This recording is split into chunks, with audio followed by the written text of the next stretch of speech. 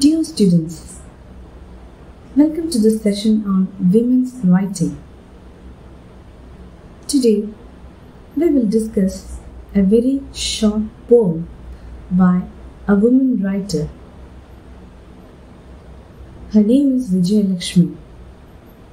Her poems are often prescribed for the syllabus at MG University and Kerala University.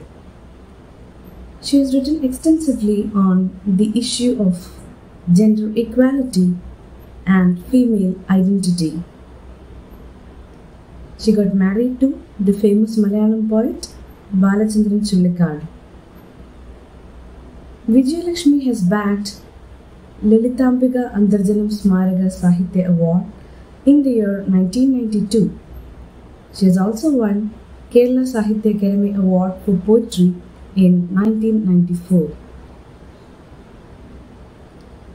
The poem titled Bhagavata is a very short one, but it metaphorically speaks about the unending chores that a woman has to do within her household. We live in an era of gender equity. Everywhere you hear the word gender equity. The place where we work, in the colleges where we study, this word is frequently heard today. As the socially committed writer, Vijayalakshmi has identified the necessity for bringing about gender equality, and she expressed her ideas through a wonderful poem. So the content of the poem is this. She makes a comparison of the gender roles attributed by the patriarchal society to women, and she juxtaposes that with the roles of men in society. Men are often privileged. They assume that they are very important beings. And women willingly undergo this submission, and they are made to believe that they are irrational beings. Generally, people think of women as very fragile characters, weak characters who are capable only of being emotional, who are capable only of being illogical. So the concept of an ideal wife, the concept of a blemishless woman is rampant in our society, and this is not in accordance with the woman's wishes. Before we move into the text of the poem, I would like to draw your attention to a few Malayalam movies like Verude Oru Bharya and How Old Are You? In these movies you find women characters who are largely neglected, or who are underestimated. Right? In Verude Oru Bharya, you find a woman who gets up early in the morning and who does all the household works without any complaint. She has to get the clothes ready for her husband and her kid. She has to prepare the tiffin boxes for everybody. She's cleaning the household, and she's never given any sort of consideration. And in How Old Are You? You find a husband who's so dominating and one who ridicules his own wife, saying that you don't have any dream at all. You are never ambitious in your life, and you cannot achieve anything more than this kitchen. And she says, for her, the garlic chili matters are all important because her husband and her daughter, they constitute her world. And it's not that she never had any dreams. She of course had dreams, but she had to sacrifice all those dreams for the well-being of the whole family. So this is something that happens with majority of the women in India. Just think of the early morning scenes at your own household. Have you ever seen your mother or your sister-in-law or somebody sitting and reading the newspaper extensively in the morning. We will never find such a sight in Kerala households, but you can find your father, your grandfather, your brother, and all menfolk of the family sitting and reading the newspaper, having a sip of coffee. They are rather relaxed, not bothered about the train of responsibilities left in the kitchen. It has to be covered by the mother or by the women folk of the family. Filling the water bottles, getting the tiffins ready, ironing clothes, and cleaning the house and locking the house before they go out. Everything is done by women, right? So, if you closely observe our lifestyle, if you closely observe the routine, you can find several instances of gender inequality. It exists within our household itself. From now on, you have to be more vigilant about it and try to demolish all sorts of gender inequalities and cross the boundaries. Get into the kitchen, help your mother, and try to understand them. They too would like to read newspaper. They too would like to sit and relax for a while. So, have you ever taken a glance at a glance into the kitchen? Then you will understand that a lot many works must be completed before they lock the kitchen at 10:30 p.m. So, if a woman sits and relax, taking advantage of her own like this, what will happen? Nothing will run smoothly. Okay. So all these should be kept in mind before you start reading the poem Bhagavata. So here in the poem you find a man who gets up early in the morning and who goes and takes a holy sink in the river, like he gets himself fresh and then takes the holy text Bhagavata and starts chanting it. And he often calls his wife to accompany him, to come near him and listen to what he is reading.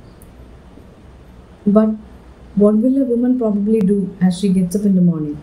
She will have a short prayer and she will straight away go to the kitchen, right? She will never take some time to get herself fresh. Have you noticed? Your mother would be the last person who would, maybe brush her teeth or get herself fresh and get herself dressed up. Meanwhile, every other member of the family would have dressed themselves up. They might have had their breakfast and they are well groomed for the day. But the mother would be the last person. So, the poem gives us an instance. The man gets up early in the morning and he gets himself fresh and takes the holy scriptures and starts chanting it. So, it will give him peace. It will give him relaxation and happiness and a positivity. And this routine activity goes undisturbed. He enjoys peace, privilege, and nobody interrupts him. This happens without fail. Every day he does it. But the wife cannot do that. If the wife is sitting along with her husband and reading this Bhagavata, everything will turn upside down. So the routine of the whole family will be affected if the wife is sitting along with him and reading the Bhagavata or meditating over the philosophical contents in a Bhagavata. But the man calls her often, come and sit with me and listen to me. But the lady is helpless here. She cannot go and sit with him. She is bothered about the plenty of duties to be covered within the stipulated time. Okay? And this man calls her as if he doesn't know that there are so many things to be finished, so many duties to be covered. And she is saying, I'm cooking food for you. And imagine if he does not get food at the correct time on the dining table, the same person would get angry with her. Okay? So this is an irony. And then as the poem, as we move on to the next stanza, you find that the lady is fully engrossed in the works that she has to do. And she metaphorically says that I have to turn the leaves of a mighty Bhagavata which will never end. or which will end only when my life ends. So here the mighty Bhagavata that she reads, or the leaves of the mighty Bhagavata that she turns, it's not to be taken in a literal sense. It refers to the unending work, the household chores that she has to finish one by one. Turning the leaves of a mighty Bhagavata refers to finishing off the household duties as a wife, as a mother, as a daughter-in-law. These are the leaves of the mighty Bhagavata that she says. Her responsibilities, her commitment, the duties, wifely duties, motherly duties, cleaning, cooking, washing, ironing, and whatnot. So this is what she refers to as a Bhagavata here. It's a metaphorical expression, and she says nobody can come and share this burden. It's so Bhagavata, as so all of us know, is a big text, right? It's so heavy, it's big. But here she refers to her unending work, her burden, as a big Bhagavata which she can never finish reading. It may be over only by the end of her life. So until her last breath, she is supposed to read it, or she is supposed to carry out her familial duties. So that is what we understand. And then 100 plates and pots await me to be washed, and 100 little things chose for tomorrow. So a lady has to be very far-sighted about the next day. So her brain has to work very fast. She has to plan what is to be cooked for breakfast, what is to be prepared for lunch, and what is to be brought from the store. If something goes wrong, it's all the fault of a woman. If she forgets to buy something at the right time, then it's a fault of the woman. So her brain is fully preoccupied with ideas like cooking, cleaning, washing and all. 100 plates and pots await me. See, recently I saw a WhatsApp message saying that the sink in the kitchen is like an Akshaya Patra. It never gets empty. It's always beckoning you with its pots and plates and spoons to be washed. So a woman who works within the kitchen well knows the fact that washing will never end. It goes on like that. So this lady is also saying that I have a lot many things to bother about, chores for tomorrow. And with my hands blackened by soot, I turned the leaves of a mighty Bhagavata. See, she has no time to groom herself up. She has no time to polish her nails, or to do a manicure, or to make her own appearance impressive. Her hands are blackened by soot. See, as I read through the poem, I was reminded of another story, a short story, Malayalam short story by Kamala Das. The title of the story is Parippu. It's about a housewife who has a son, but she's largely neglected in her own home. And the son is ashamed of his own mother and says, "You need not come for the PTA meeting. You need not come for the anniversary. It's because she's not good looking. She was once beautiful, but she's not good looking now." But the mother says, "I shall come with you. I shall wear my best silk saree." But the son says, "No, you need not come." So even the son is avoiding her, and she keeps on cooking for everybody, and she sacrifices herself. A self-effacing. Self-effacing means sacrificing one's own self to the core for the well-being of others, for her husband and for her children. But towards the end of the story, you find that she is affected by a disease, and when she is being taken on a stretcher to the hospital, what she says is, "Parippu kariyunnunnu thonunnu." So even at that moment, she is concerned about the dish that is being cooked for her husband and her children. So at that instance, her husband and her children feel so saddened, they regret over what they have done towards her, and tears roll down their cheeks. So this is something which happens with the majority of women in Indian society. So here in Bhagavata also, you find such a contrast between the roles attributed to men and the roles attributed to women. Women are expected to remain within. And see, haven't you noticed the architecture of the old ancestral homes in Kerala? Where is the place of kitchen? It is beneath, it's behind. So why? Because women are supposed to be within. And now it's an era of women emancipation, gender equity and so on. അടുക്കളയിൽ നിന്ന് അരങ്ങത്തേക്കൊക്കെ already വന്നു കഴിഞ്ഞു. And but still you find instances of oppression and subordination in this patriarchal society. Of course, we people are educated, and in our society we find plenty of women who work, plenty of women who are financially independent. But there are still places in India where women suffer a lot. Women do not have time to express themselves. Women are largely seen as machines who do all the household duties.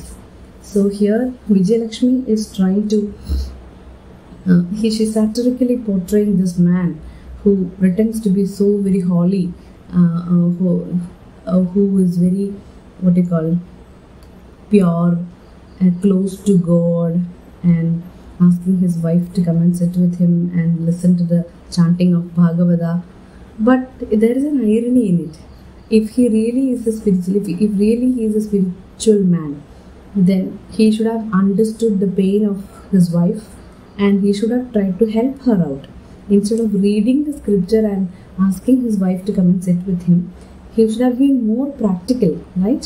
So she is satirical in portraying this particular man.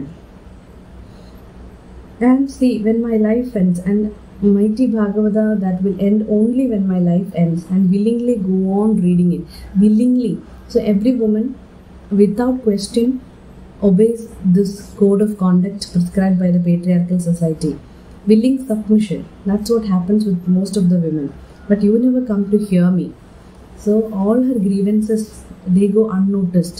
There is nobody to come near her and listen to her grievances, or listen to her plans. No men would ever go into the kitchen and inquire what is happening there and what is to be done. So instead he sits at the frontage of the house, reads the holy text or reads the newspaper, and calls her to come near her. Very often I have heard men blaming women for not reading newspapers. But we cannot spare our time in the morning to sit and read the newspaper. Mothers would read newspapers only in the afternoon. If she is not working, she will just take the newspaper by noon and then start reading it. If you are a working woman, of course you can go to your workplace and you may have a quick glance at the newspaper. So this is how you find instances of gender equity around you. So you have to be more analytical about such instances and try to rectify them, and try to be a person with a renewed perspective about gender roles. I hope you enjoyed the poem. Try answering the questions at the end of the lesson. Thank you.